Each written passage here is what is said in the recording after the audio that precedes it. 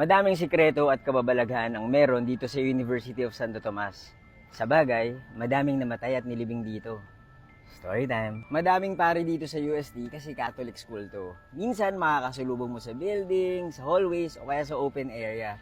Pero ang tanong, totoong tao ba yung makikita mo? Dito ako nag-aaral ng college sa UST at madami akong narinig na nakakatakot na kwento. Ako nga pala si Buji at mahilig ako mag-story time. Kung di nyo pa ako pina-follow, follow nyo na ako. Naging internment camp ang UST main building noong World War II. Daan-daan ang namatay dito. Kaya hindi nakakapagtaka na baka madaming espiritu na gumagala dito. Naalala ko yung kwento ni Jose Victor Torres. Isa siyang historian. Meron siyang kwento, isang madaling araw na naglalakad siya sa Benavides Park. Yung Benavides Park ay tinatawag din na Lover's Lane. Ayun si Benavides, naglalakad daw siya kasama yung mga friends niya isang madaling araw dito sa park na to. Biglang meron daw silang nakasalubong na pare. Mag-isa lang. Tinanguan sila, tapos binati pa. Hindi daw nila pinansin nung una kasi madami namang pare sa UST. Pero bigla silang kinabahan kasi paglingon nila, nawala yung pare. Multo kaya yun? Pinaglalaruan kaya sila dito sa Benavides Park? Pero baka bigla lang tumakbo at nagtago yung pare, di ba? May parang ganyan din akong experience nung college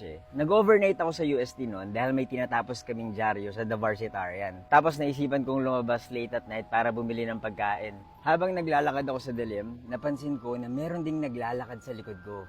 Kaya ang ginawa ko, binilisan ko yung lakad ko. Binilisan din niya yung galaw niya. Maya-maya may narinig akong boses ng matanda. Kinakabahan na ako noon. Paglingon ko, pare ng UST.